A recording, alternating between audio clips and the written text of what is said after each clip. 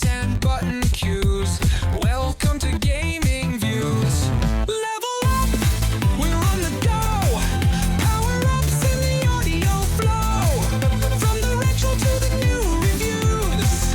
It's a life of games with Gaming Views. Hello and welcome to the first episode of Gaming Views, the new sub-series of casting views that's going to, take a look at gaming. For this, I've invited a very good friend of mine. It's another Dan. Dan seemed to be my co-host for certain episodes. It's Dan H. Hiya, Dan. How you doing? Very well, thank you. Yes, very well indeed. So one of the things I was going to say is, and people that listen to this know I say this a lot, but I was saying to Dan, I never get intros right. I always struggle with the intros, and we've taken about 6 or 7 minutes to get this started right, which included me accidentally deleting stuff off my soundboard and then having to go run and get another laptop. Dan's inability to use an Xbox headset. Yeah, that's yeah. That was the other Dan, not this Dan. This Dan's just inability to get podcasts going, even though I've been doing it for 4 years now.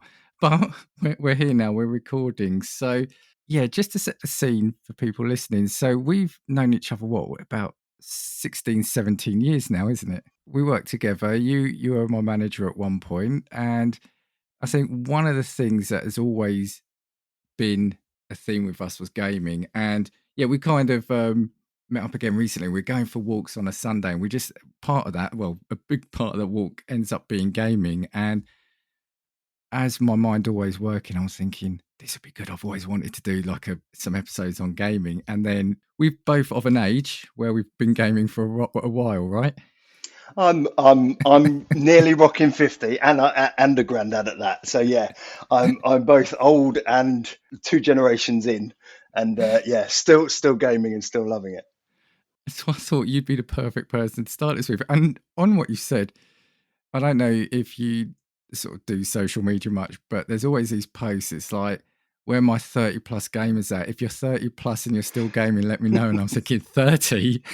That seems very young. I mean, that's the age of my doctor generally. Yeah.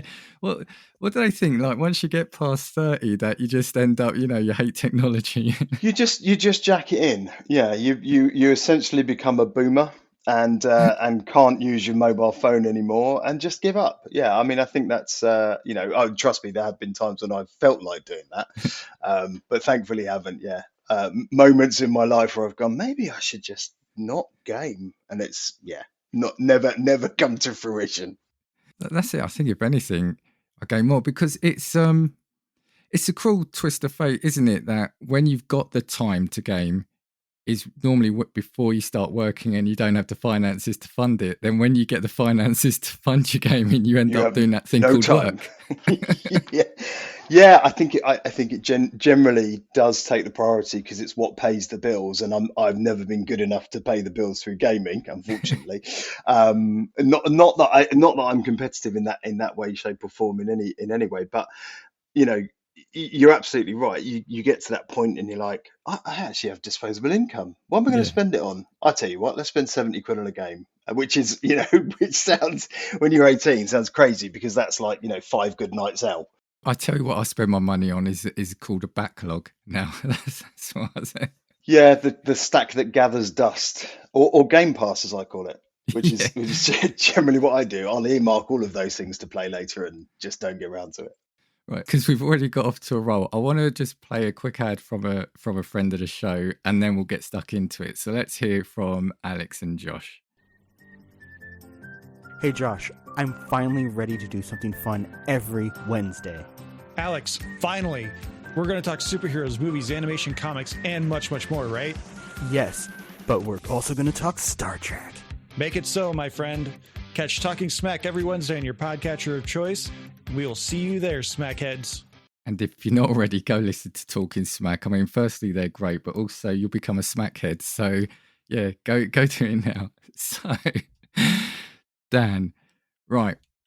So, eventually, I think we were talking literally this morning, right, that this will evolve and we've got ideas of how we want to evolve. But like I said, I want to just initially just talk about our history with gaming.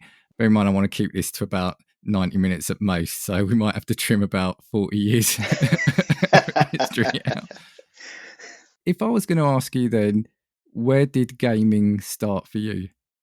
Do you know, I think my earliest memory of gaming, other than go to line 20 on a VIC 20, was probably was probably a ZX Spectrum, and there was a game that I remember playing a lot at my dad's when I eventually got the thing to work, and janked the socket in the back and made sure it all worked properly. And it was essentially a take on NFL, but very 8-bit, kind of tiny dots, running plays and things like that. And I think that was probably my first memory of gaming. I mean, of course, you've gone around your mate's house and you've played on an Atari, or you've done those sorts of things, but I think around the same sort of parallel was that was for me was kind of that. But then, my first taste of, I guess, console gaming, which is primarily where my passion lies, was more in the when I got a Master System with the light guns and played Duck Hunt, and Alex Kidd and all those kind of things that just opened a whole new world for me and a whole new vibrancy. And I think, the Master System was certainly the thing that opened the floodgates. It was never a NES, weirdly. I talk to a lot of people about these things, and oh yeah, I had a NES. People my age, anyway. Yeah, I had a NES, and it was the Nintendo thing was the buzz back then. But I kind of went a different route and went to the Master System, and and then onto the Mega Drive, and it kind of it just escalated from there. And now I've just got a house full of consoles, essentially. If it's new, I've got it. So yeah, but that doesn't mean I never loved Nintendo, because I do love Nintendo, and my first real journey past the Master System and things like that was with its SNES.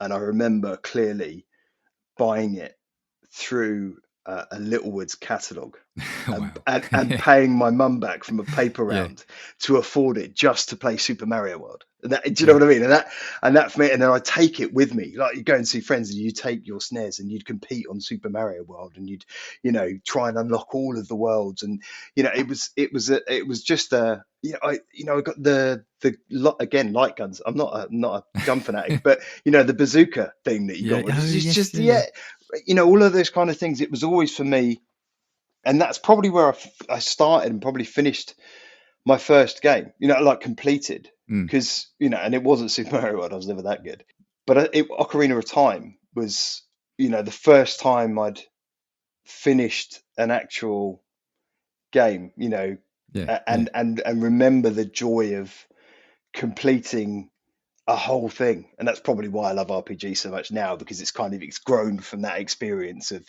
collecting things and opening mother areas and Metroidvania type things. That for me is the purity of gaming. That's what I really enjoy. And actually, I was going to say something. You said a good thing about like the difference between sort of Sega and Nintendo, and this pod is, we're never going to be like fanboying or No. fanning the console flames. However, we will have views on certain things, and I'm aware sometimes how passionate the community are. But you do tend to go down a path, don't you? Like, I remember when I was young, and that's the other thing, sort of, I said at the start, we're of a similar age. So I think the beauty that gives us is we have kind of seen the whole evolution, right? And I think that's where All we the way can through. talk about, yeah. I mean, I started very similar to you on a Commodore 64. Yeah. I just remember that's when I kind of fell in love with it. But also, that was the same time as, it's a whole other episode, but like the whole Game and Watch, the whole Nintendo Game and Watch thing. Yeah. I Like had plenty of Mario those. Tennis, the Cake Factory or whatever one. But sorry, I'm rambling. I still genuinely have muscle memory from those. Yeah. Right? You can put your hand. Go. I know what that felt. It doesn't go to the phone. It goes to it's the muscle memory from a Game and Watch, right? Yeah. I had Astro Wars, which people of a certain time will know that. I had a Pac-Man one, a Donkey Kong one. But where I was going, before I digress, is that most of the people I knew, so I didn't get a console till quite late on. I guess my first console was probably of sort was the Game Boy, which we'll come on to. Yep. The first proper, I use air quotes, proper console would have been the PlayStation 1. So I don't know what we're looking at there, mid-90s. But getting back on point again, most people I knew that had a console, it was usually it was the Sega system or the. So I don't know if over here maybe Outside that. of Japan, yeah, Yeah. I think it was. It was marketed a lot differently. My wife, I had a conversation. We don't often talk gaming, but she had a SNES with the robot, and and for Okay. her family, that was the thing that they would play on. And so when I mentioned Master System, she's like, "What was that?" Because she's not a gamer. She's not. She understands. The Sega thing. It takes ages. She kind Yeah. of Yeah. remembers and can connect with sort of bits like that, but she's not familiar with the way the consoles evolved. But yeah, I think a lot of people I knew went Master System, Mega Drive, and kind of went up that route, and then potentially even Dreamcast. As much of a failure as it Yeah. was, it was still Yeah. Yeah. brilliant. So I think a lot of people did, and I knew very few people until the SNES came out and really hit the market that kind of went down the Nintendo route. Now you mentioned Dreamcast there. I knew somebody. I worked with somebody who had one, and we were going out one night, and I think it was a tennis game on that, and that was a great little system, wasn't it? But It was. just didn't really No, take but off, there did were it? so many around that time, and and for those people who might listen and weren't, potentially around that, things like the Jaguar and things like the people kind of Yeah. go, I didn't, but I had friends who were probably more affluent. I mean, they owned Sinclair C5s, you know what I mean? So these kids had parents Yeah. with a bit of dollar, and they had things like a Jaguar, which at the time, and then the Neo Geo and things like that, and they were like, these things were hyper expensive at the time. Yes. Yeah. And so you got to see them, and you were like, because I think for most kids, the closest you got was a demo unit in Toys R Us, right? Well, the Neo Geo was something I remember really wanting as a kid, but that was basically, it was arcade ROMs, wasn't it? It was like arcade Yeah, quality at home, and they were like, I think it was 300 quid a game, which yeah, back then, I mean, it's a lot now, but back yeah. If then, you wanted arcade quality in your home, albeit on an RGB, that was what you went for. You went for a Neo Geo, and it was, yeah. it was as close as you were going to get to going out and sticking a load of 10p's in Street Fighter 2 or Arkanoid or whatever game it was. That was as close as you were going to get. Not even the Amstrad or anything like that could come close.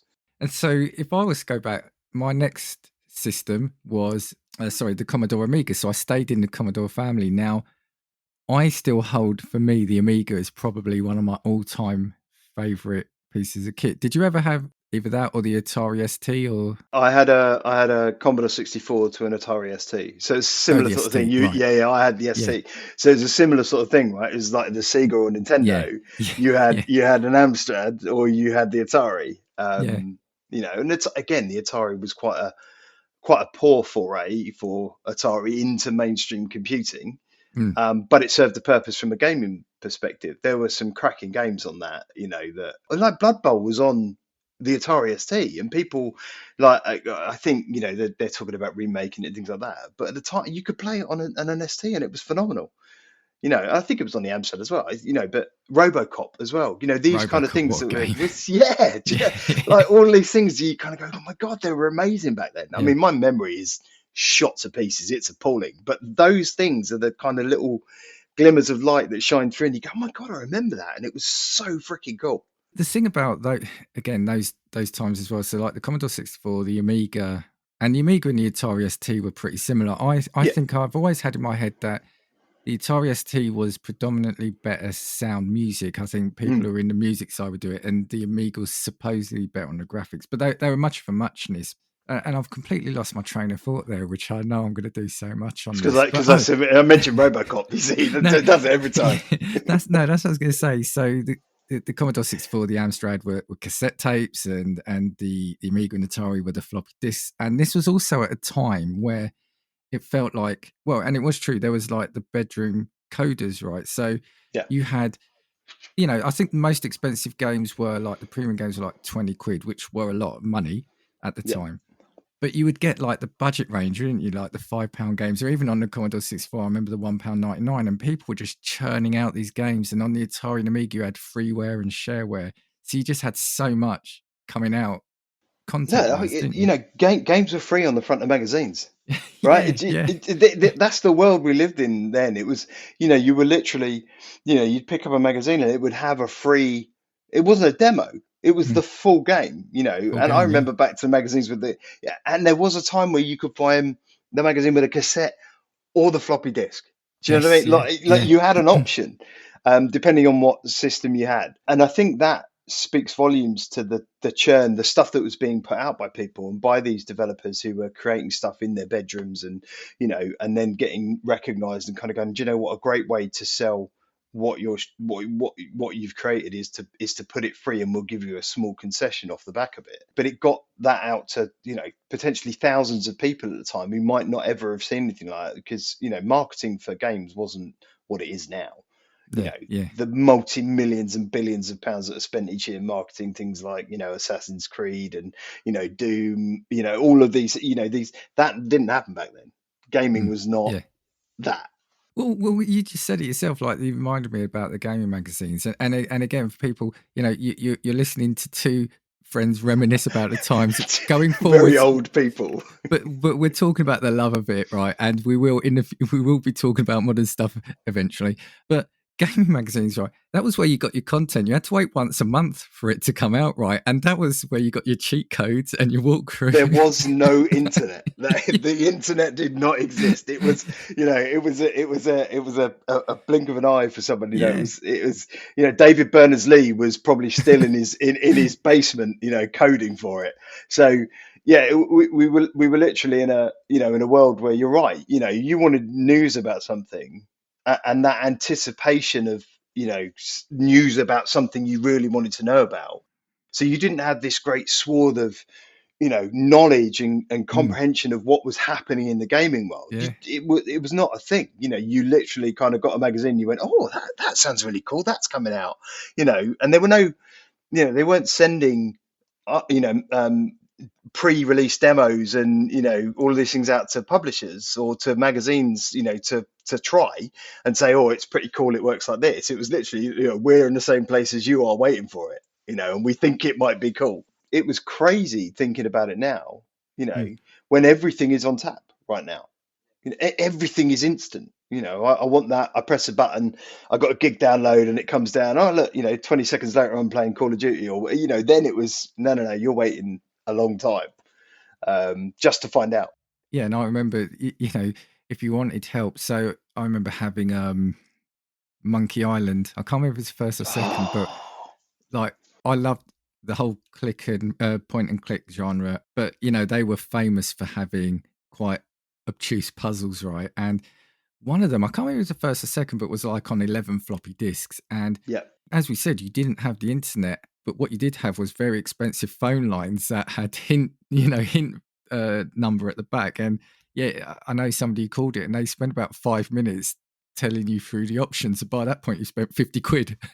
So little known fact for you. My very first full working job, apart from being in a cinema, was actually, I worked for Fujitsu, which was then ICL.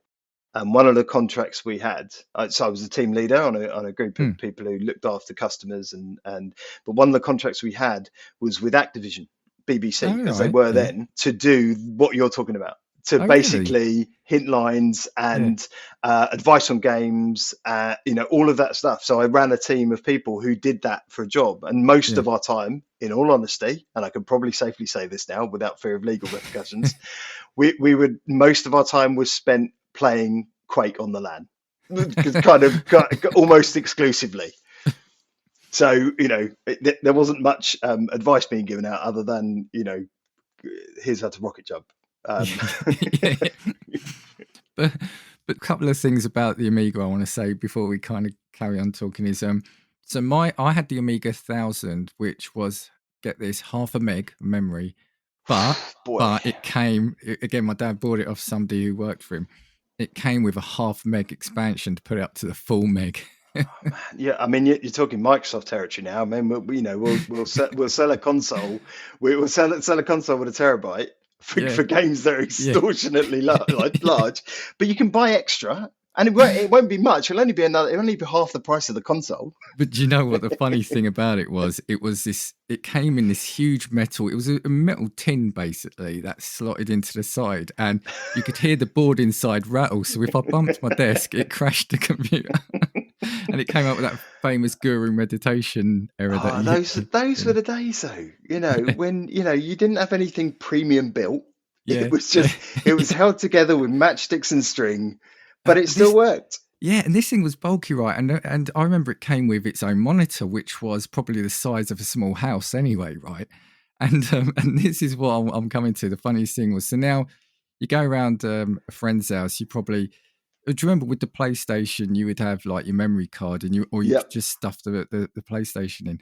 If you're listening now, have a look at what the Amiga 1000 looks like, the size of it. And when I went to stay at mate's house, I was bringing that, a monitor, my joystick, plus the games along. So it was like a massive like duffel bag on my back just to go stay at Dan mate's was house. packing heat just to play Just- a few games. Just to play Speedball 2. Yeah. Oh, it's people too. Now you're talking. So then for me, after that, I was going to say PC gaming. It's not because I was a PC gamer. I had to I got a PC for school and college work, right? And then I started doing PC, and then that was the world of the CD-ROM, right? Which was Yeah. like we've got rid of the floppy disks, and we're now sort of playing games off CD, which felt quite advanced at the time as well, right? Oh, you were, yeah, but you've skipped Laserdisc, right? I mean, you've skipped Lair of the Dragon on Laserdisc, and this kind of intermediary Yeah, before CDs became cool.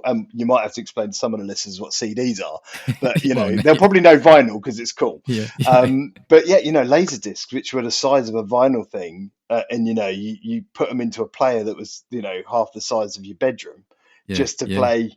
Again, something arcade quality. But yeah, I didn't go immediately into PC. I found PCs, I think, quite late, ironically, even probably around the same time I was talking about that job. But for me, I kind of almost entirely skipped the first PlayStation. That wasn't a thing. I went from SNES to GameCube. So GameCube, and then in between that, I did have a Game Boy briefly, and I loved my Game Boy, and I took it on holiday to Tenerife, and got really frustrated, anger management issues at that time. Warning, punched the screen to bits because I got so frustrated with one of the games I was playing. It wasn't Tetris, thankfully, but it was something. It was either like I think it was Balloon Kid or something like that. It was, and it was just, it's so, you get so far in it, and and weirdly, my dad said he wouldn't buy me another one, so that was the end of my kind of Game Boy journey. But yeah, I kind of went to the GameCube, which for me, I think the thing that sold that was very much going into Toys R Us and seeing that demo unit and seeing Mario 3D, and the leap from what you were so familiar with. I think closest was, what was the tech that Nintendo had, the Z scaler thing with they used on. Was it the No, not the Emotion Engine. No, that was Sony. It was. I can't remember what it's called. We'll come back and edit in. But essentially that was kind of the closest thing that you got. And then seeing Mario running in 3D, so smooth. I mean, it was so clever and so typical now of what Nintendo do brilliantly, which is innovate on what's come before and make something very clever that hooks people. And that was, I think, their first genuine, hook, that kind of people went, oh my God, have you seen it? Not because I've Googled it either, but it was either Mode 7 or Super FX. Mode 7, I think, was the one I was talking about. But I compliment the words. But essentially, that was the thing. You go from that to a fully rendered 3D world. Yeah. And it was just, and I had to wait a while to get it. But even the controller was innovative, and it's a bit of a pain in the ass now because we're so used to. But it was the first one that kind of went, it could look like this. Yeah. And then Sony took it and kind of went, no, it should look like this. Because Sony at the time were working on the joint Famicom, PlayStation unit that went nowhere. But you can see where that kind of controller design with the kind of extended handles for your you kind of ring and pinky finger work, they come from that evolution of that kind of controller that the GameCube had. And again, kind of the little discs that it used. You talk about CDs, and that was kind of where those tiny ones. The tiny ones. So, but now it's all about scale now. Games are so big that And this is it, right? That whole thing, which at some point we probably will discuss. But people say, "Oh, gaming's better now, gaming's better then." I think gaming's always been great. It's just Yeah. what you can do with it now. I mean, now Call of Duty on my Xbox is probably taking up 260 gig of space, whereas back then it was like like the Commodore 64. There's some games notoriously you couldn't finish because they didn't have enough memory to code the ending on Yeah. the end of it, right? Yeah. Yeah, and I remember the other thing I was going to say for me, because you've said a couple of things that jogged my memory, was I had a cousin who was sort of into gaming, and weirdly, unfortunately, we had different things. So when I had the Commodore 64, he had the VIC-20, then he got Yeah. the Amstrad, and then he got a Nintendo 64, which again, for me, was my first experience kind of at proper console gaming, and that was fascinating. But yeah, I had the Game Boy, the PC. Then as I said, my first one would have been the PlayStation. Then I had the PlayStation 2. Then I had to get rid of the PlayStation 2. Weirdly, I found the controllers were giving me pain in my hands. Right. Probably not because I was playing it for like 10 hours a day, I'm sure.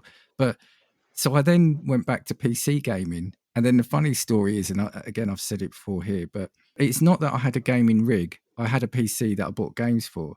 Yeah. And then do you remember the days when you had to look at the back of the box for the specs? Yeah. My PC was really struggling to run even the lowest ones. And at that point, it was like my wife took pity on me. And at one point she said, because I worked with someone who had an Xbox, and she goes, "Why don't you get yourself a console?" And that was it. I then bought the 360, and I kind of have never looked back, because the 360 was a great machine anyway. Oh, yeah, and even down to the operating system, like the blades and that. I Yeah. mean, my not wife back then, my girlfriend, because I had kids quite young when I was kind of late 20s. I didn't really kind of gaming fell out of my life, Mm. and it really wasn't until I moved in with who is now my wife that she bought me an original Xbox for my birthday, Right. with Halo.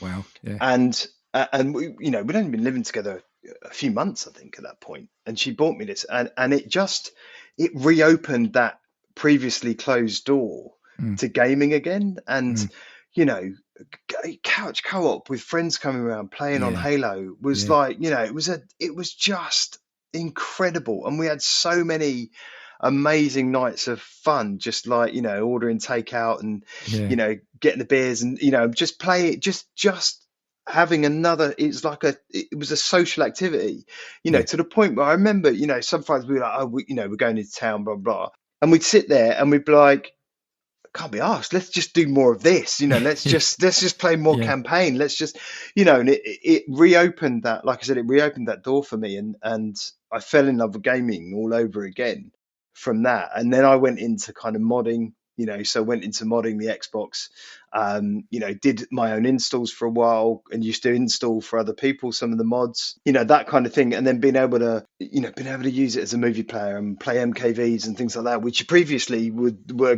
things you couldn't have dreamed of doing with a console or with any other bit of kit at the time. We're still talking about DVD players and Yeah. region locking and things like that. Yeah. None of that. Yeah. You'd mod the Xbox, you'd take the case off, bit of soldering, put it in, and you kind of opened a whole new world. So, but yeah, very quickly fell in love with the Xbox. I think got the 360, and probably at not too similar time probably got a PlayStation 2. I skipped the PlayStation 1, like I said. And then for me, I was late to the PlayStation 2, to be fair. It was like the tail end of its life.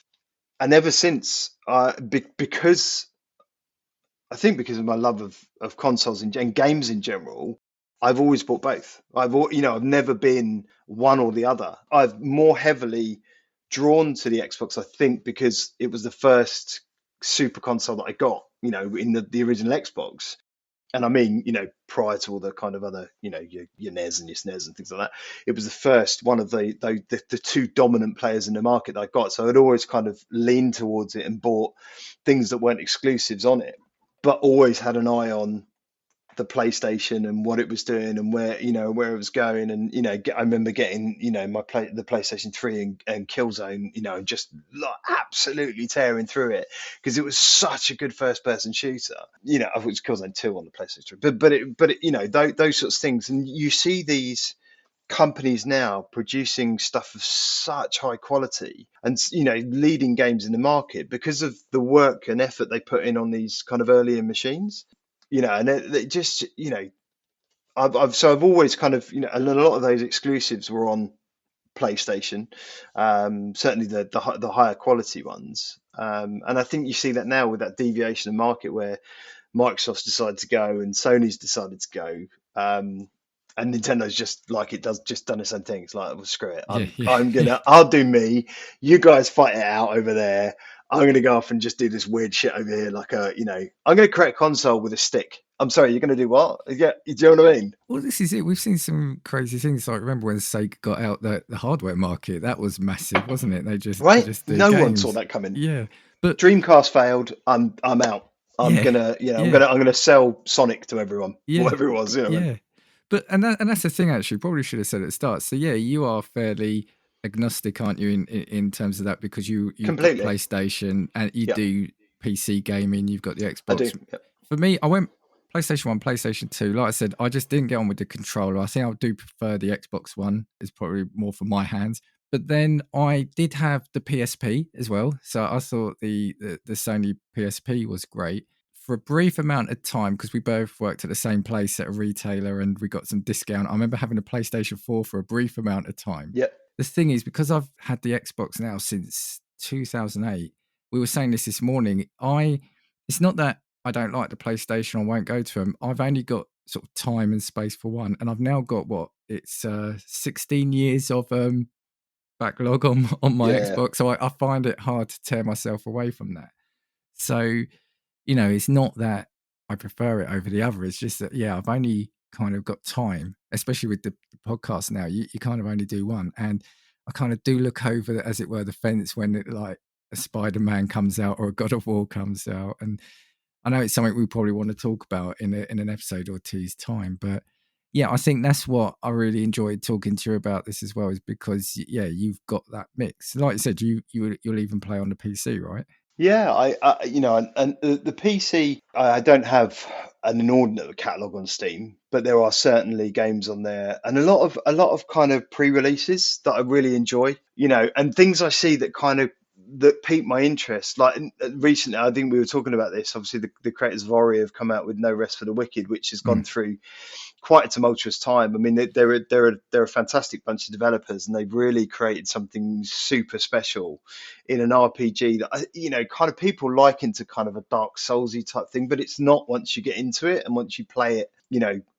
I think in a very sensible and cautious approach to it, you can quite quickly, become of a kind of power level that lets you work through the game in a sensible fashion. Not to say I didn't die lots when I first started playing it, but it's that handcrafted beauty of the world that they did so well with Ori and Will of the Wisps that it's kind of they've lent heavily into, and you can tell, when you hear the Tomasz, who's the one of the lead guys on, you hear him talk about it, and he talks very much about it was always a passion project to deliver this thing, and and create these worlds. And where they got into, they kind of released this game initially in pre-release. It went down brilliantly, and they very quickly acted to patch it and make it better, and quality of life improvements, all these things. And then there was a lot of wrangling with the studio, and now over months and months they've now bought out the publishers, and now will self-publish. So they've kind of recently released a video explaining all of this, and this is why we went quiet. And then there's a whole new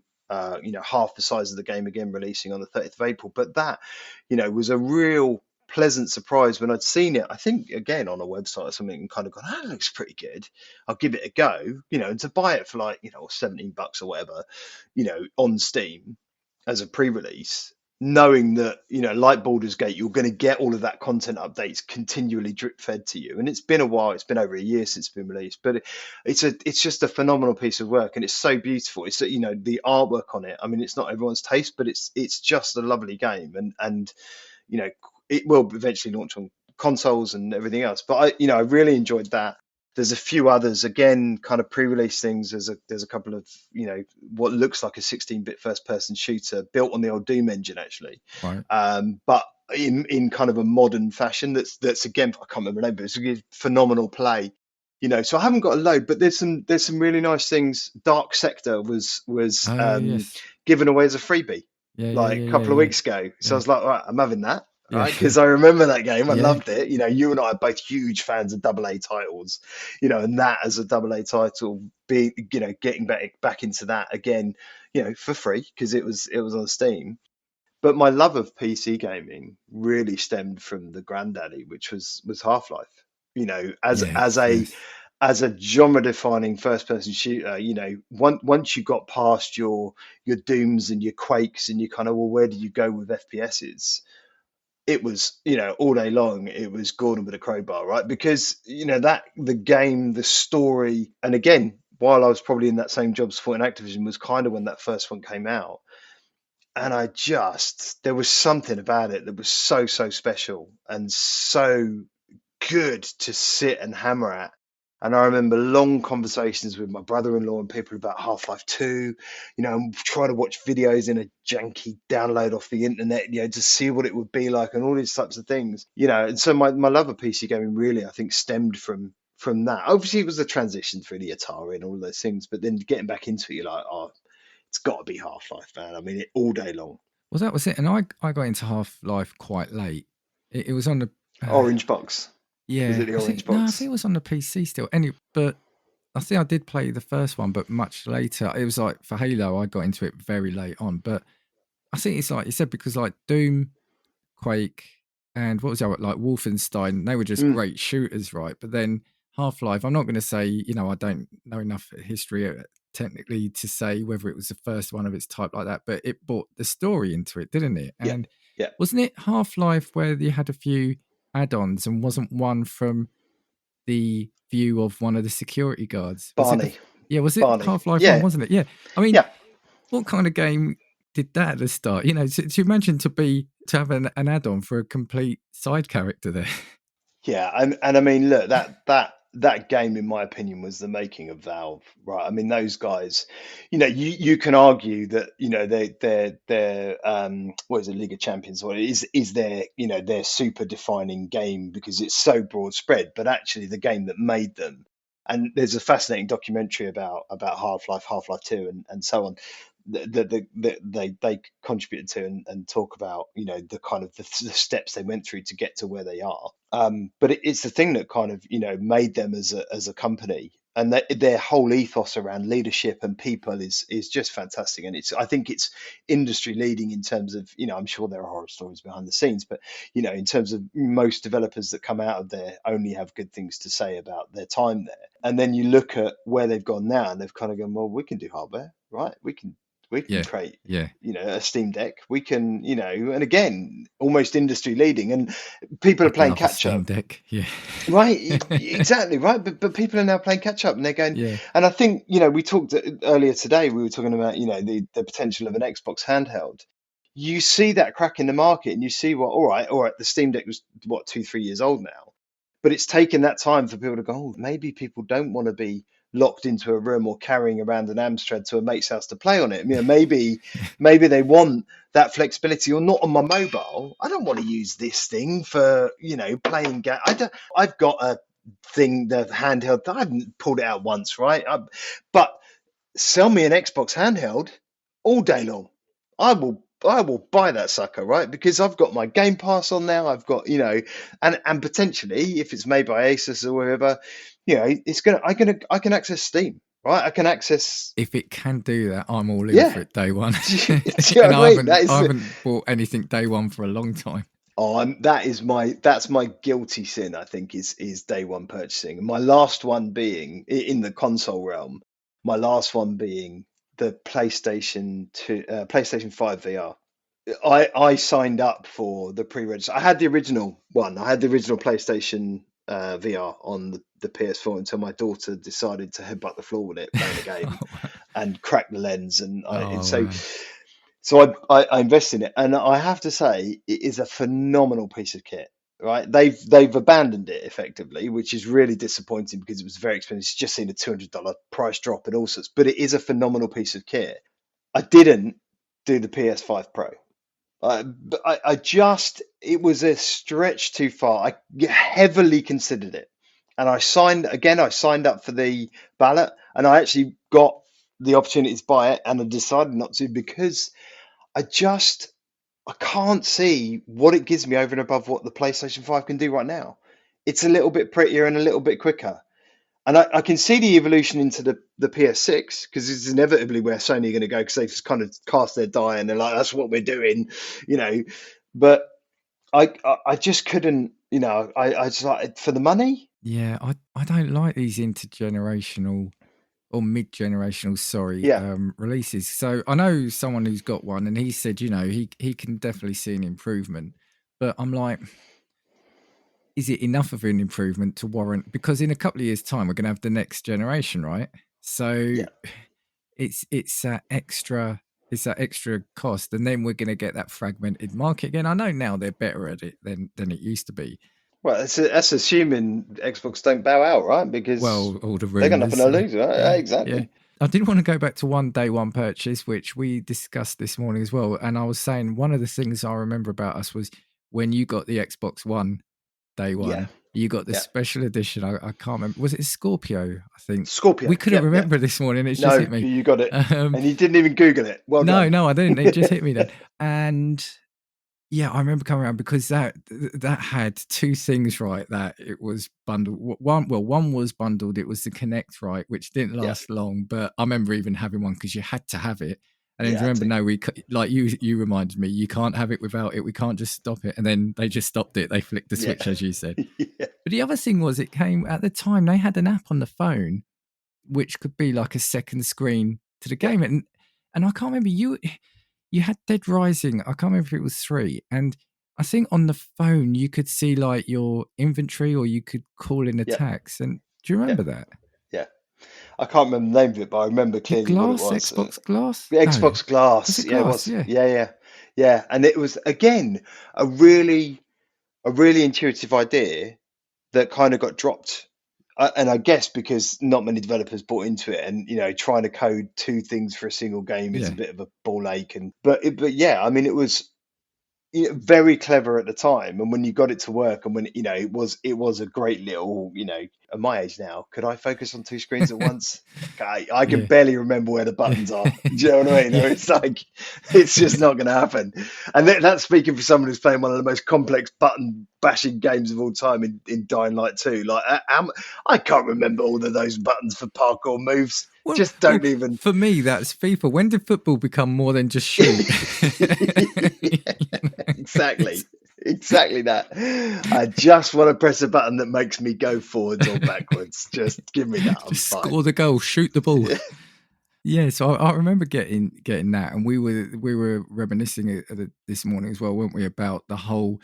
I think it's fair to say, like, shambolic launch of that, because they were going more for it being the It was central your media entertainment hub. Yeah, It was your media hub. It was you had your TV in and TV out, so you could essentially plug. And I did. You put your Skybox through it, and you control it. And again, very innovative at the time. And I think, look, really poorly marketed, right? It's going to come with automatic DRM. We can't just flick a switch and turn it off, and then they flick a switch and turn it. All of these things really, and I remember that E3 really well. I wasn't there, but watching it and kind of, going, this is a great system. right? Yeah. But this is a great idea. Why have you balls that up so bad? Yeah. And the furore in the media afterwards, in the gaming media, was just like, what are they doing? They're killing themselves. Right, which is eventually why they backtracked on the whole DRM and the renting of games. And I can't lend my friend a physical copy of a game I've bought. Yeah. They won't be able to. I'm sorry, what, you're going to license a game on an individual console? This is lunacy. That I had no problem with the TV media thing, right? Because actually, I think it worked really it well. Was good. I remember you had it set up, and it was good. Yeah, and I was actually disappointed when the follow-up console came out and didn't have it, because I was like, I like having a hub. I'm turning on one thing. Now I have to HDMI hop, across whatever. And look, I'm quite lucky. I've got a nice amp that does all that for me automatically, so it's not too much of a pain in the ass now. But I would have loved to have had that in a single system and kind of gone, oh, I just press TV on my Xbox and I can go and watch Sky, or I can jump back to a game.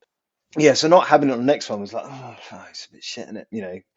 But not the end of the world, right? Because you now they've gone back to what they are best at, which is creating a great console. Although arguably what they're probably best at is renting games to people in a subscription service, because that's Yeah. inevitably where Microsoft have decided to put all their eggs. And I have to say, I fucking love it. I mean, we've you and I have had this conversation many times. I think it's one of the best things that ever happened to gaming.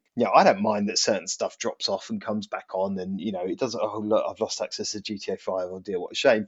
But I don't mind that, because inevitably, if it's a game I want to play and it's dropping off, I've probably played it to death already, and it's going to sit back in that catalog that you talk about gathering dust anyway. So when I see something come up and kind of go, I'm going to do it. And no, I'm guilty of this, right? I subscribe to Game Pass Ultimate because I've got a PC, as you said.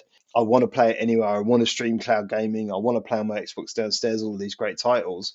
The studios they've chewed up, and they're guilty of what a lot of people are, buying real estate and then kind of flogging it on, or even worse, crushing it.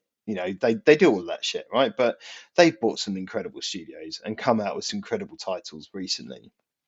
And there was some, Sony have decided to play a different game, but there was some really interesting stats around that I was listening to today. Like Sony, since the launch of the PlayStation 5, and I didn't realize this until I read it, only released 15 exclusives. There's only 15 exclusives on the PS5, which is now what, 3 years into its life cycle, 4 years. So you've got a very limited number of exclusives, which means you're not going to play them somewhere. You can't play them anywhere else, not even on PC at this time. And so more than 50% of PlayStation owners still play the PS4. So they haven't even moved with their ecosystem into the latest and greatest, because the PS4 is still a really rock solid, really good machine, right? I've got a PS4 Pro downstairs in my office that I never turn on, but it's still, it sits there gathering dust, but it's still a great machine. So Sony, I'm not sure, have kind of caught up to that. And I subscribe to their service as well, by the way. I'm not biased. As you said, I'm quite agnostic about my approach. And they've got some cracking games on there. But they took their time getting there. They kind of went, oh, we can do what Microsoft do. But when the service launched, it wasn't great. Like, the quality of titles and what was on there wasn't great. And they very quickly, over the course of a year and a bit, kind of turned it around. They don't do day one exclusives like Microsoft do, and I think that's where Microsoft really have it in the bag, right? It's kind of like they've got the size and scale of buying great studios like Bethesda and people like that to be able to go, do you know what, here, have Indiana Jones for free, or not free, but have it, day one, have Atomfall day one, have all of these kind of great titles that are either anticipated or like the latest Doom, and you're like, oh my god, I'm just going to play that, right? It's worth the $12 a month. Yeah. That I pay. And this is the thing, right? Again, to call the age thing into account again, you got to look past the short-term history for gaming to see probably the long-term. Now, remember, Sony dominated with the PlayStation 1, PlayStation 2. Then did they take it off the ball? Because then when the 360 came out, Microsoft won that generation, to use that term, won that generation.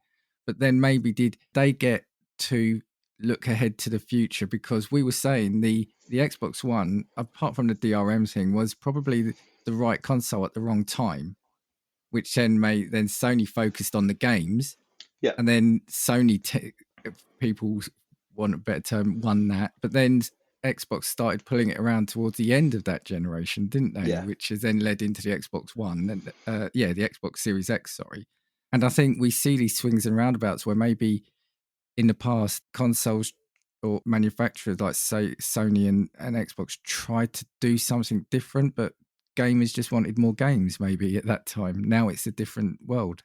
Yeah, I think the whole market and marketplace has changed. I mean, you look at, like 2024, 23, 24, 5 of the top 10 grossing games across all markets were mobile, by either Zynga or King, like your Candy Crushes and your, those sorts of things, which I have no time for, right? It's not something that interests me, but I'm not their demographic, right? A guy with disposable income who's a, generational console gamer is not their demographic, right? I mean, I'm not a boomer by any stretch, but, it's not me they're trying to target. It's the kids who, can then, putting a bit more money into each game to level up or whatever they do. And your Fortnites and things like that is again great on mobile. So I think the whole marketplace is changing. Where Microsoft have been very clever in this whole subscription model, it opens up that gate. And not only that, right, they bought King. Right, so that they own one of the biggest players in that space, so they're never going to be. It doesn't get reported on their Xbox. When people look at how much money they made or lost against Game Pass or whatever, they're not talking about their mobile sales and what they've made off of Candy Crush or what they've made, because that's another whole part of the market that they own, and they're like, well, we'll do what we want with Xbox now, because to be honest, we can go and toy with the idea of doing a handheld, because let's be honest, we've got the money to do it, and we've got a subscription model that we know works that we can just cut and paste onto it. Or the Switch 2, or the, so, when we were growing up through this stuff, it was the console war was the thing, right? You fanboy, Xbox or PlayStation, and it was all the whole, PlayStation sold twice as many as Xbox. But you kind of go, well, to be honest, the person who's going to have the last laugh is the person who's able to get enough people to buy into the subscription model. And the only way you're going to do that is not by growing your slice of the pie, it's by making a bigger pie, which is essentially what Microsoft are now doing, right? They're going, well, I'll just sell it to everyone. But that's it, and that's what I was going to say about the Game Pass. Because at the start it's going to be bad. Let's not forget, you had to on the 360, and I think you had to on the PlayStation as well, but you had to pay for Xbox Live, didn't you? You had to pay to go online. And as part of that, you had Xbox Gold, which you got 2 free games a month. And that was never seen as a bad thing then. In a sense, Game Pass is just that evolution, right? So you don't have to pay to get online. No, I can't remember now how it works. But ultimately, for me, Game Pass is just the evolution of that. It's just you've got bigger catalogue. Now, for me, I'm going to play games I'm never even going to think of buying. But it's given me the chance to play them, and all of a sudden I quite like that. And I have bought a couple of games when they've disappeared from Game Pass, because I thought, do you know what, I actually do like that, or a genre or a company that I've not thought of before. So that's what I was trying to say about the short-sightedness or the short history. Is, let's not forget, we had an element of it 10 years ago, 15 years ago. It's that next level of it. And I remember at the time, everyone laughed at Microsoft when they did Xbox Gold. Stupid idea, right? It'll never cotton on. It'll never catch on. And then very quickly it was like, well, we'll give you a couple of games with it. Yeah, but that ain't going to make a difference, right? They're games that everyone will have bought or played previously. It won't be, And then suddenly it was like, oh, hang on a minute, there's an Assassin's Creed on there. All right, it's 2 years old, but I can play that. And, and for those who had bought it, it opened up a little bit of another, I haven't tried that before. And and Sony still sat there kind of going, nah, this is nuts. Why would I bother doing that? We're just going to charge you to play online. That's all we're going to do. And they very soon, it took them about 3 years to go, maybe we should give away something. And it was that. So you're right. I think that is the very inception, or that start of the evolution of Game Pass, and everything that happened there on in. And I'm genuine. I have no problem paying $12, $15, whatever it is a month, to have access to not just a broad catalogue of recent games and day one releases, but a whole back catalogue of really cool shit that I remember playing. Or even if I didn't get round to playing it, I can now go and have a dabble. Do you know what I mean? Like, well, who wouldn't want that, right? and this is coming from somebody who hates not owning stuff. Right? I am. For me, I wanna own the shit that I pay for. Yeah. And I think it's the only that, and a lease hire on a car is about the only concession I make to go in. No. I'm not. I want to. If I've got it, I don't want to rent it. I want to buy it. I want it to be mine. So I am like capitalism manifest, right? So for me to kind of go, I'm happy to pay these guys money a month to rent this stuff that I really love and enjoy. So that's a quite a big thing for me. I know a couple of people listening for sure, and some friends are very much the physical route, and I get that. And like you, I was that, and to some extent, I am that with my music. I very much I like my. I've vinyl, seen your vinyl right? collection. Yeah, Yes, I like my vinyl. And this all stems, your life or your priorities changes. So 4 years ago, I downsized my house. I don't have the space for it all. So with digital collection, I'm starting to see some of the appeal because I can have the games I want, but without wondering where do I put them. And yes, I get some people saying, but that you don't own them. Yeah, I get that, but I'm still playing them. And if you can, brilliant with the physical, but I can't buy any more records because I've got nowhere else to put them. So I got, this is a I'm problem. the same with Lego. I'd never rent Lego, but I don't think anyone would ever rent you Lego. But I've run out of room. But you're right. There is that. I kind of transitioned into it very slowly in a way that I think I surprised myself because like you, and I think I remember when we worked together, like you, I loved the special edition. Right, Yeah, I've still got my Arkham, Batman's limited edition statue downstairs I've got on it's Private actually in my Players. living room now. It's, Right, and so I loved and this is before limited editions like 400 quid with a free pair of night yes, vision yeah. goggles or whatever it was. And this was back in the day when they had the game in there as well, right? Yeah, and the game existed, not a piece of paper. So I was like you, but then I think certainly, I think this generation is where I've really bought into it because when I worked back at Tesco, we were asked to come up with it was some sort of training thing, and we were asked to come up with what would you do to promote a thing at Tesco, and I convinced the team I was working with to work on. It was a bit like The Apprentice, that bullshit program. I convinced them to work on a basically a gaming online purchase model. Yeah. And during that time, that's not the important thing, but during that time, we did a lot of homework and research on the cost of creating games, physically manufacturing them, marketing them, all of that, and kind of working out what the difference was between that for a physical game and the digital copy of the game. And the difference was phenomenal. Like the costs that went into creating a physical version of a game for selling, shipping, all of those things, versus the very small cost of not the creating of the game itself, because that was a different thing, but post production, getting it out into people's hands digitally, and yet the cheek of publishers to kind of go, well, you can buy a physical copy and it's 50 quid or whatever it was at the time, but if you want it digitally, it's 70. And you're like, sorry, why am I? And I was livid, like having done this work and kind of, what the fuck?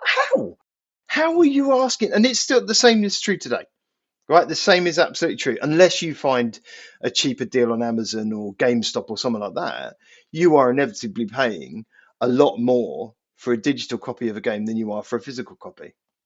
Yeah. Which I still think to this day is bonkers. Yeah, and that was the problem initially. I think when the Xbox was doing, when they were talking about the Xbox One, there was talk of digital future there. But yeah, I think the difference being, especially in the last 5 years, like on the Xbox, because that's my primary reference, there's always sales and there's always massively discounted games. So yes, while new games are incredibly expensive, and I couldn't imagine buying it new online digitally. But with these sales, with these discounts, I've built up a massive catalogue because you can get them if you're prepared to wait. Yeah, I do, but I game the system slightly. So I go on CD keys and I buy the Xbox vouchers or wallet or whatever it is for PlayStation cheap at a cheaper price when on discount. And I use those to fill my, account and then buy the games, the full price games with those because I know I've paid less for them. But Amazon, interestingly, a few years ago, cottoned on to this because what people were doing were buying Amazon vouchers at a highly discounted rate and then using the Amazon vouchers to buy the credit for the stores. And so they stopped. So you can't use Amazon vouchers to buy game credit now. They've stopped it completely, which is nuts, right? Well, but it is what it is. Xbox rewards used to be really good. I used to constantly be able to get like £20 and then maybe treat myself to a newish game because I'd got £20 credit. One thing I was going to say before I forget as well, when we were talking about the Xbox Gold, and I think was it PS Plus or something? Yeah. This is how console wars go. There was even monthly, you were waiting, or some fans were waiting for the games to be announced to then say, oh, the Xbox has beaten the PlayStation ones this month. I mean, we're talking about giveaway games, and then we're turning that into a battle. It was brilliant. It's insane. And that's why, that kind of, level of, I want to call it immaturity. I know it's probably not the right word, but around that thing is one of the reasons I stayed away from it completely. Right? It wasn't even about being able to afford having both consoles. It was like for me. It was like, what's the fucking point? Like in my world, if someone's happy with what they're doing, be happy with it. Do you know what I mean? I Yeah. mean, if you've chosen the Xbox as your path, if you've chosen Sony as your path, and you've developed this disgust or whatever for another, it's the same as football for me. You know, I'm not a big football fan, right? Mm. But it's the same thing, right? If you've chosen that, if you've chosen to support that team, why make the aggro against someone? What purpose does it serve? Right? You've chosen to play on PlayStation. That's your platform of choice. You love it, you enjoy it, you get everything you want from it. Why are you going to spend your time online or wherever you choose to going, well, fucking Xbox is properly shit, innit?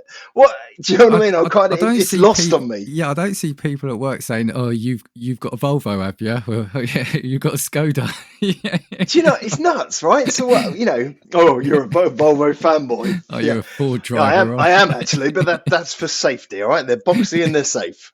Yeah, it's beyond me. I just think you do you, right? Yeah, Brother, yeah. if that's your thing, you do you. I'm happy with my choices. I was going to jump back to what we were saying. You know what's funny? And sorry, my brain will keep jumping. Is having said that I'm much more relaxed digitally, and I've probably only got about 5 discs under my TV now. I would still feel really reluctant to buy a console without the disc drive. I did, you see that, and my first ever time doing that was the PS5. I had the choice because I was Yeah. lucky enough, getting day one purchase. I was lucky enough on the morning that it launched. I managed to get a pre-order in with Smiths, weirdly, and at the time I had a choice of the disc or discless. And I think at the time I was doing that whole kind of transitioning thing into the due to the Xbox into the digital download space, and I kind of went, "Yeah, I'll give it a go. Maybe it'll force me to do it," knowing that I was probably more likely to still play Xbox because it was Mm. kind of where I grew up in that space. So I did buy the discless version, and do you know what? The only thing I think that was a little bit of a frustration was I'd obviously had bought some games on like Ghost of Tsushima and things like that I'd bought on the PS4 Pro on disc that I wasn't then going to be able to play and upgrade Right. to the Right. PS5 version Yeah. because I'd have to buy it again. And so I left a lot of those games where they were until Sony kind of modeled their subscription service differently and started giving them away as part of the PlayStation Plus premium or whatever it is subscription model. So I now can do that, is my point. And my saves still work and things like that, which is great. But that was the only point of frustration. Other than that, everything I've got PS5 wise is all digital. I think the only bit is I haven't increased the memory on it. So and it's something I want to do, and until recently hadn't done on the Xbox as well. But about a month ago I bought the SSD Yes. Yeah. to upgrade the site, and it's not a game changer, but by God, I'm glad I did it. Yeah. Yeah. Right, because the size of these games and moving things between drives now, I've got a 5 terabyte drive attached to it, an external one, but now moving stuff between drives, it's like between those two drives, the internal and the Because you can SSD only is like play the X games from the internal drive, right? So it doesn't matter if you've got the external drive. I think yeah, isn't exactly. yeah. No, you only get the benefits of the speed of it from the internal drive. You can still play them from the external drive, but who wants Cyberpunk on there trying to play that, without any of the Yeah. assets that you've got? It's like, so it's a bit nuts. So having the SSD, which works exactly the same as the internal drive, and having things like, which again I think is the true game changer that Xbox brought into the ecosystem on this platform, is the quick resume. Is just Yeah, fucking brilliant when that's it really works good. properly. Yeah, Because yeah. there are a few games that it just did shit on. I Avowed think being one of. Yeah, and I think Assassin's Creed Valhalla, I kept losing game saves I Don't think even talk to me about that. Don't talk to me about the 17 hours of gaming that I lost it's on about the that same with game. me. I was constantly losing like 3 or 4 hours of save at a time. That I played the same bit over and Right, over again. 17 hours, right? And I went through, and in that gameplay, I'd beaten every single one of the witches to get Thor's armor, Yeah. right? I genuinely lost my shit. I mean, I didn't break anything like I did with God of War on the lift when I broke my PlayStation controller over that. I genuinely put the game down for over a year before I could go back to Yeah, it yeah. and replay it. 17. I mean, it doesn't sound like a lot, but in that game, it's a lot. It is, yeah. On that drive thing, it is funny where my brain still goes, because the only discs I've got are ones I think where I've bought them from Amazon to get a new game slightly cheaper. But yeah, quick resume, I'd forgotten all about that, because you see, it just becomes part of every day then after a while, doesn't it? And Exactly, you and I think forget that's that you what never makes had it. it. Yeah. That's what makes it a great feature, right? It's not. It's something that you just go, oh, that works. It's only when you then go back to, look, the PlayStation 5 is great. Like I said, I'm playing Dying Light 2 on there at the moment because it was part of it. It was free. I'd always wanted to play it. Never bothered buying it because I didn't think I'd get into it. Love it now. And the PlayStation is great because you can put it in rest mode and I can go back and resume from where I was. But I can't play another game and jump between them like I can on the Xbox. I'm literally locked into that if I want to, I mean, thankfully the saves are quite frequent.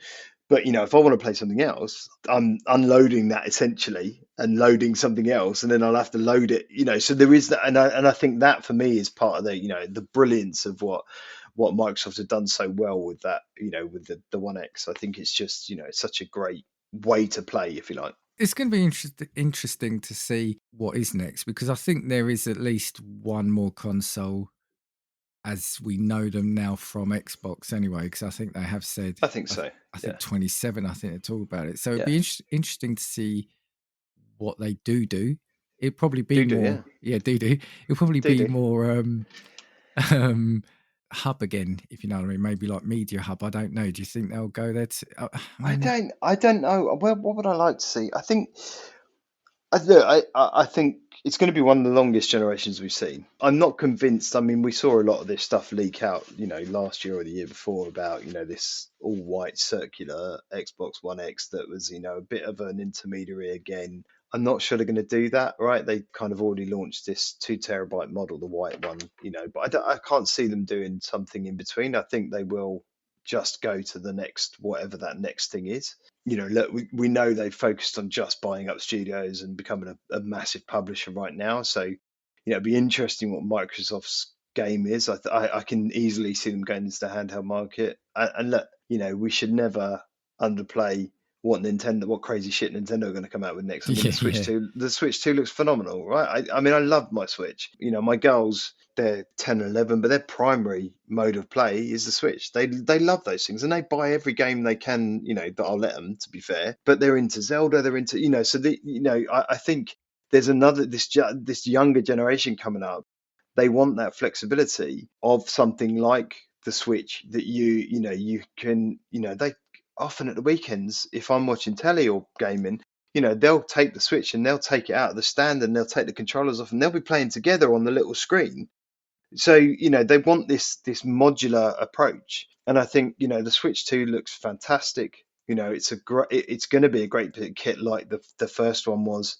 My daughter's got her own, the non-detachable, the portable one that she plays with all the time. I'll pick up a Switch 2, right? And I'll replace the Switch, or my daughter will have it, whatever. And it's just that proof that it's not all about the power that sits behind it, or how good the graphics are, or how, when they're doing that, Microsoft and Sony are off kind of trying to outbeat each other with, who's got the biggest server farm or who's got the, the greatest, GPU, or, Nintendo is sitting there kind of going, yeah, but I've got Breath of the Wild. Like, do you know what I mean? It's like, I was thinking as you were saying this, it is great because there's this video I saw on social media years ago, and it was I think it was a kebab shop or a chip shop, but two blokes were like fighting, and I imagine one to be Xbox, the other to be Sony, and there was a guy at a table just nonchalantly eating his chips, and I imagine that to be Nintendo. It's like, you two get on with what you're doing. I'm doing my own thing. And they do, right? I mean, these guys are crazy, and they're Japan, like, is one place I'd love to go, but I think they know their gaming shit, right? And it's not for me. I mean, you're a big JRPG fan, right? But Yes, yeah, it's not. I never fell into that kind of turn-based combat. I think I played Final Fantasy VII a couple of times. I played, but it wasn't. I think the closest I got was kind of the Mana games, like Secret of Mana, and I loved all of those. But again, it was more live combat than it was, more Zelda-esque than it was, Final Fantasy. But they know their gaming, and some of the biggest franchises and greatest games, the Biohazard, Resident Evil stuff, yeah, yeah, all sprung from there, and I think, if Nintendo and Microsoft, in fairness, play it smart and kind of not partner up, but kind of go, do you know what? You can get your Game Pass over here because, we're going to spread the love.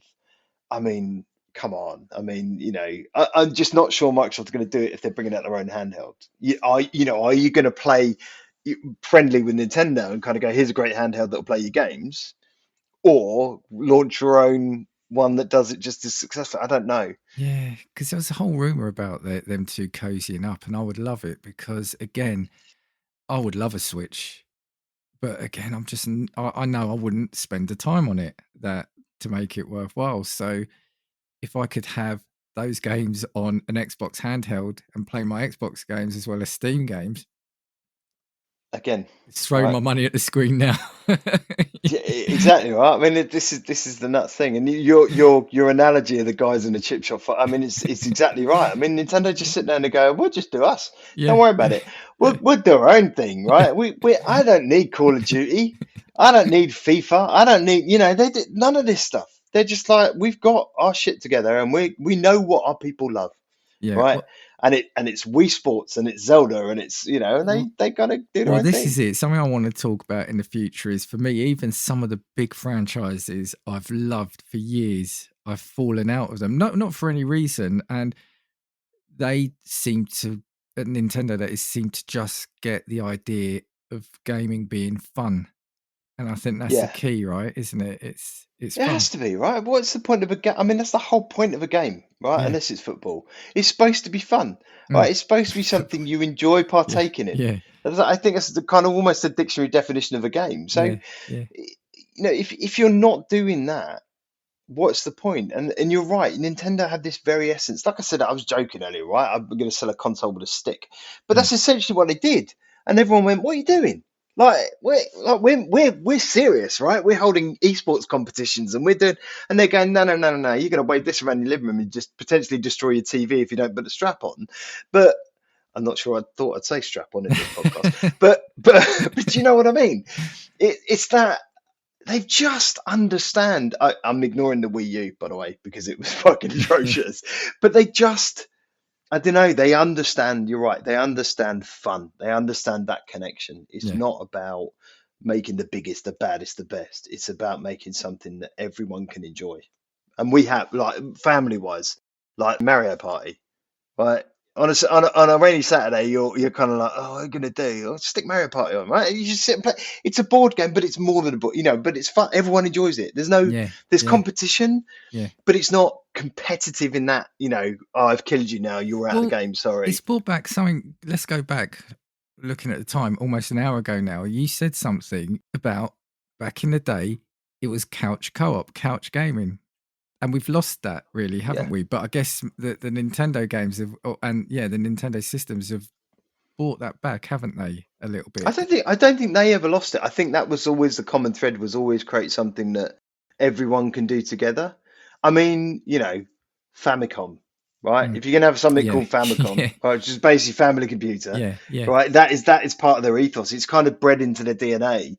So that is. I don't think they ever lost that. Everything they've always designed has always been make it for everyone. Yeah. Right. Even down to that design of the Switch where you click the handles off and you put another, and everyone can use it as a mini controller.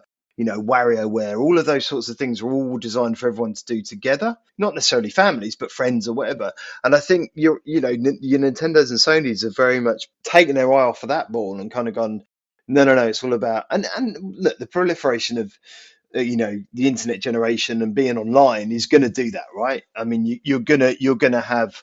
I mean, I say earlier, I was playing Dying Light 2, and I was sitting there and all of a sudden this weird voices came over my speakers. I'm like, what's going on? And my wife was like, what is that? And I'm like, I don't know. And then some like 11-year-old had joined my game because it was automatically online, like by default. Yeah. And I hadn't noticed it. I've been playing it for, best part of 2 weeks, and I hadn't even noticed. So, I've had to go in and change the settings to single player only, because by default it was like, yeah, just let anyone walk into your room, and play with you. And I'm like, that's not my thing, right? I'm like, I'm open, but I don't want 11-year-olds playing on my game. So I think, your Nintendo, your Microsoft, your Sony's have kind of gone, right, well, if evolution has told us that everyone is always connected, don't worry about sitting together as a family and doing it. Just do it with your mate who lives over in America or Norway or wherever they are. And I don't mind either, but I think maybe because of how we've grown up generationally, whatever, I've always leaned into that. I'd rather do it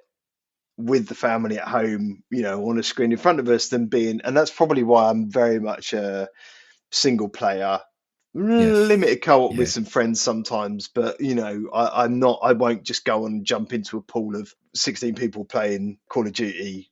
I used to, but I'm kind of like, it's just not there for me anymore. I was going to say, and I want to start wrapping this episode up shortly, but I hadn't played online or competitively for a long time, but recently with Alex and Joey from the Game Club pod, who listeners know I love them here, I started getting back into Call of Duty. And the one thing, I love it because it's an opportunity to catch up with them, but yeah, as much as I still love gaming, my reactions weren't what they were 15 years ago. That's all I will say. That's the sad truth.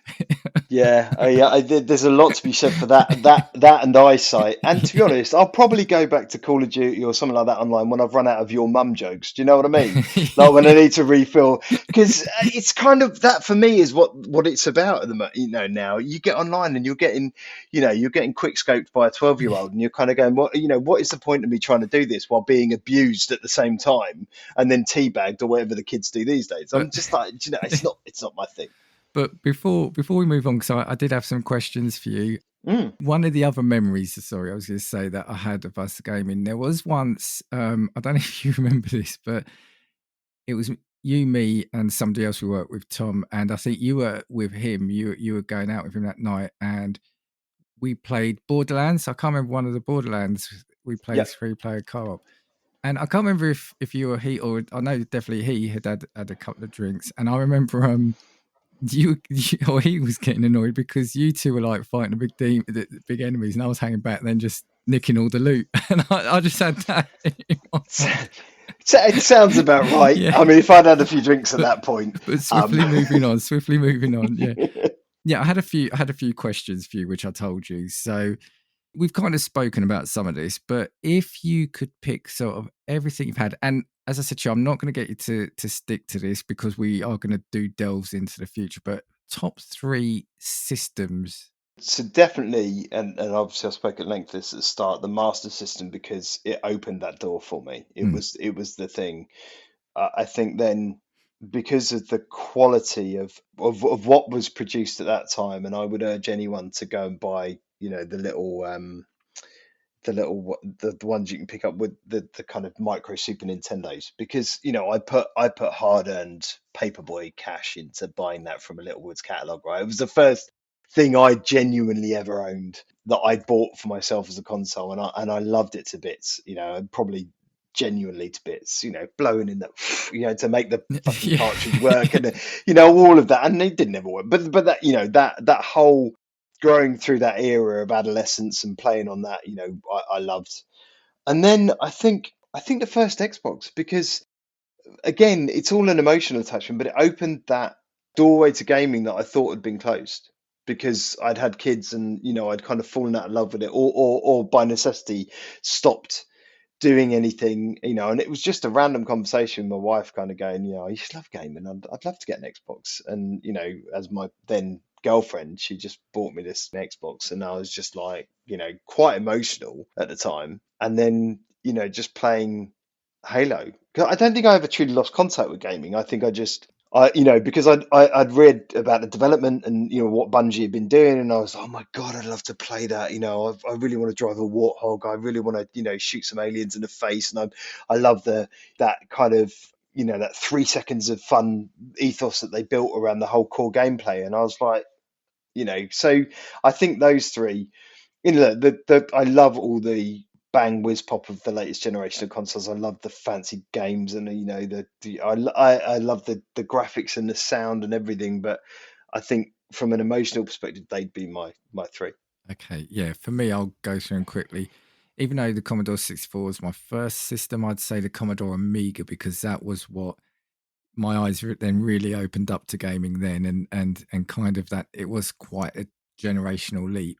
Randomly, I'm going to say the Game Boy, just because again, how much fun I got from that portable unit. It was a green, it was a monochrome screen, right? But the amount of Yeah. fun I've got from that and the portability.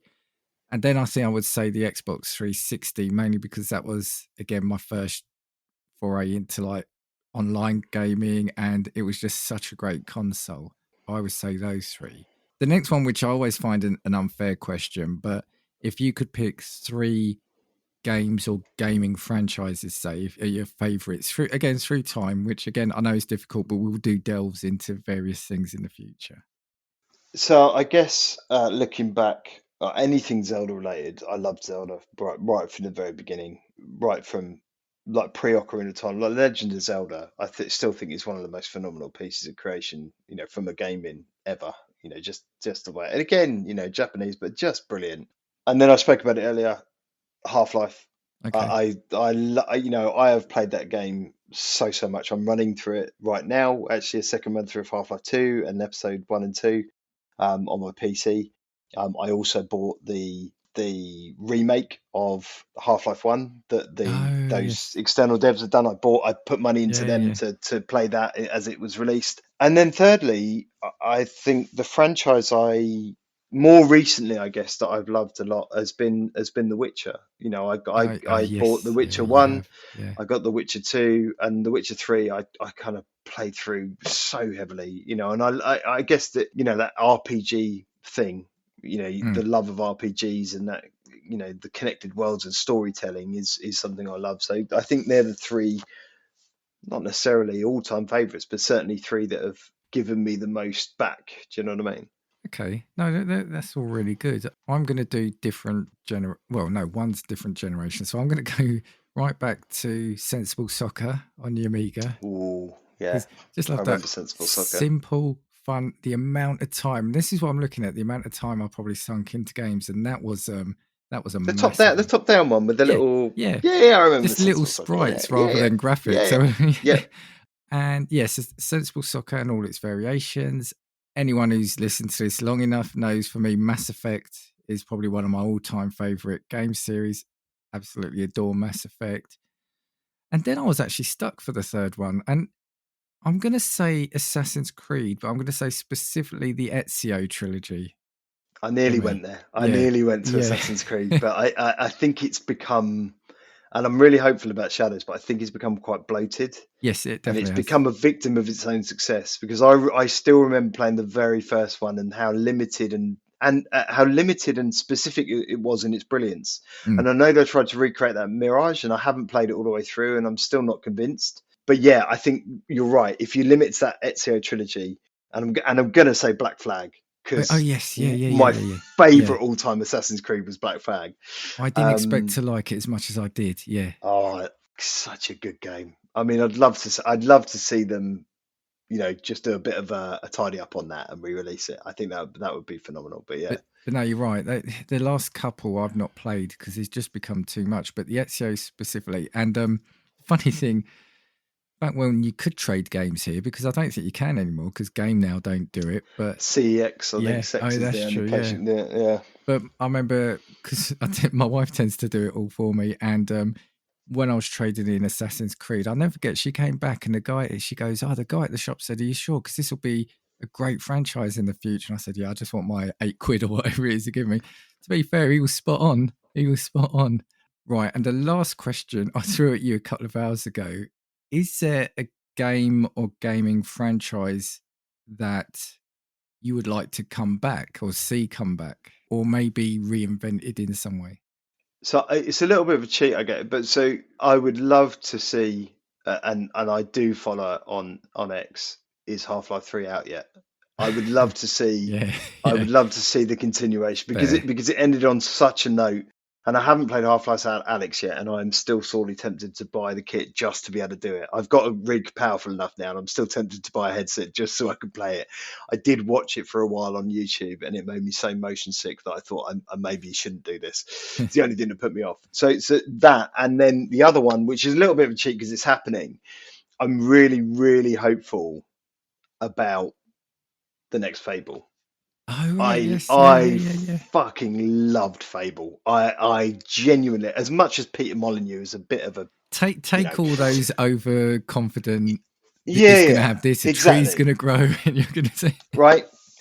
But the games themselves were Yeah. just so archetypical, Monty Python-esque, Terry Pratchett type storytelling were just wonderful, and they were just brilliant games. And I've recently started playing through Fable 2 again, and I just so I really want to see that be successful, because I think again, the studio creating it who did Forza and I just think they deserve another phenomenal win, and I think that could be it. And everything I've seen so far, I mean, anything with Richard Ayoade in it, right? I mean, I'm sold. Yeah.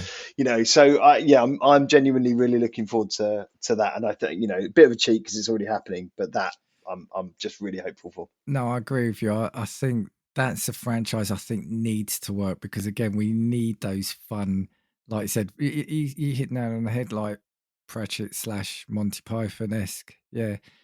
And Half-Life 3, yeah, I mean, if ever is going to happen. If ever, yeah. There's rumours and rumblings. Yeah. We'll see. I mean, I'm desperately hoping. I mean, maybe it's a genie in a bottle thing, but maybe whiskey in a bottle might be more hopeful. But we'll keep listening to Gaming Views. If we hear about it.